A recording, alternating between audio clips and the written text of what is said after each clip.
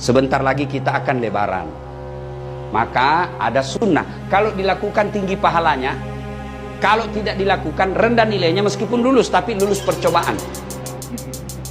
Ya, apa itu? Satu, begitu mau lebaran, misalnya bapak mau ke masjid setengah 7, kira-kira jam 6 sudah mandi.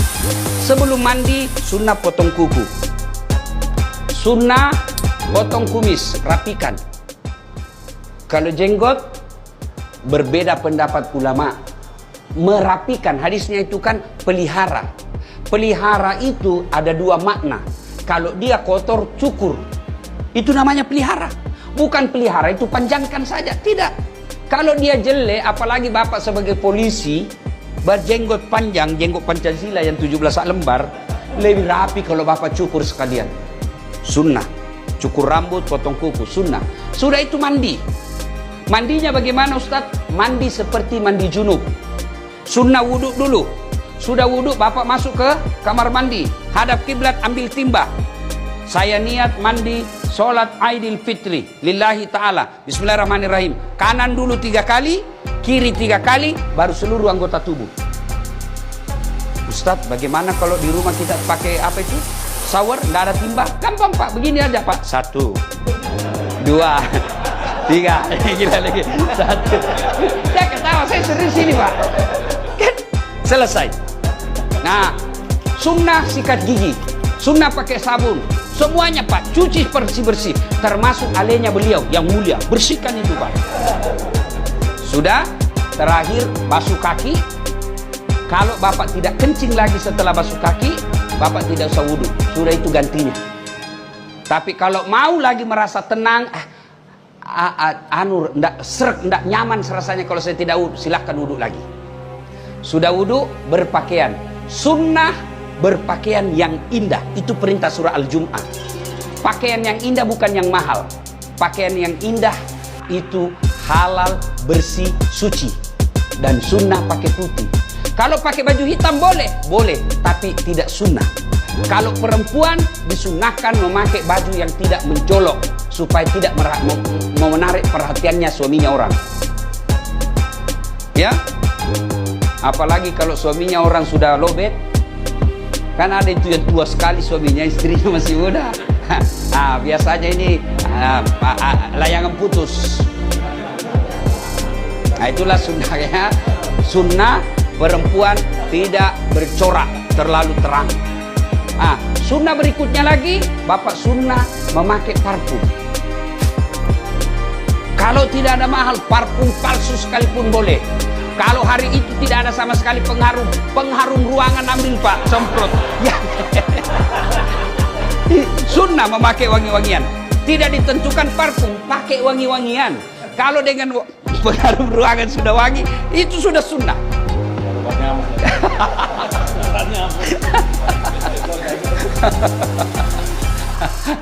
Sudah, sunnah menuju ke lapang makan dulu.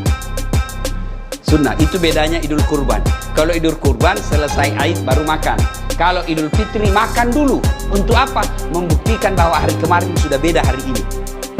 Ya, karena kita sudah tidak puasa. Sudah menuju ke lapangan. Kalau dia dekat dan mampu dijangkau jalan kaki, sunnah jalan kaki.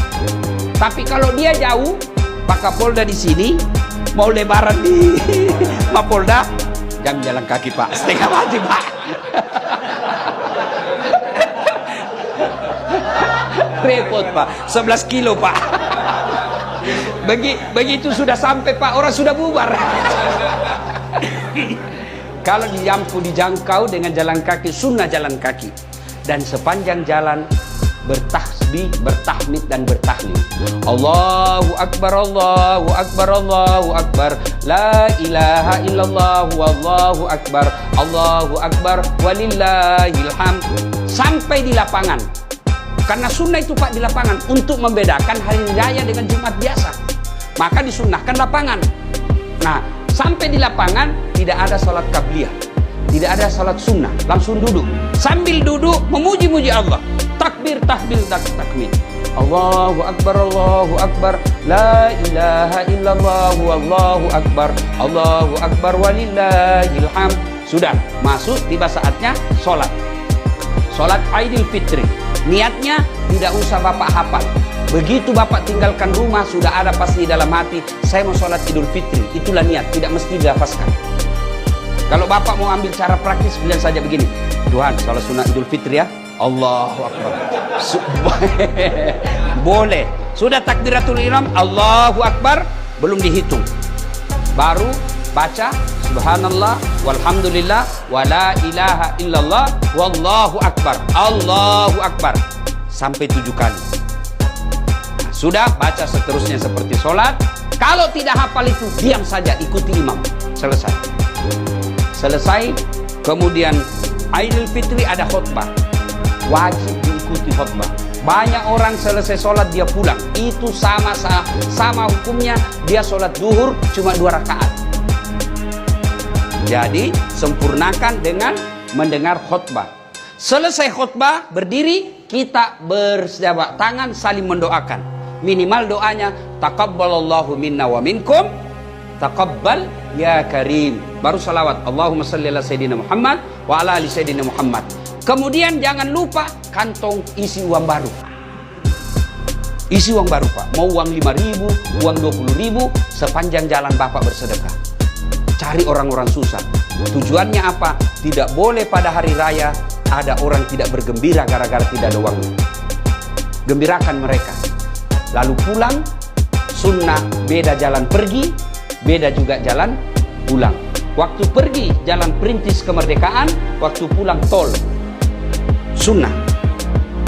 Nah, selesai itu silahkan datangi orang tua. Nah, setelah itu baru kita bersilaturahmi kepada orang-orang yang pernah kita musuhi. Itu yang paling penting. Dia pernah kita sakiti atau dia pernah sakiti kita. Siapa yang baik? Bukan yang tua, bukan yang senior, bukan yang kaya. Siapa? Inna akramakum indallahi atqakum. Yang paling mulia di antara kalian yang paling bertakwa. Siapa yang bertakwa? Ciri-cirinya suka meminta maaf.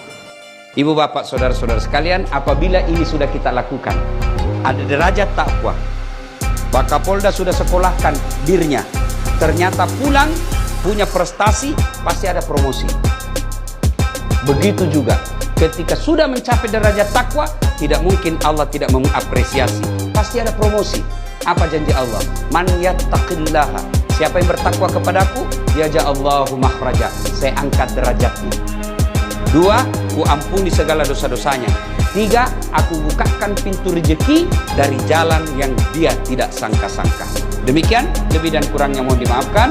Assalamualaikum warahmatullahi wabarakatuh.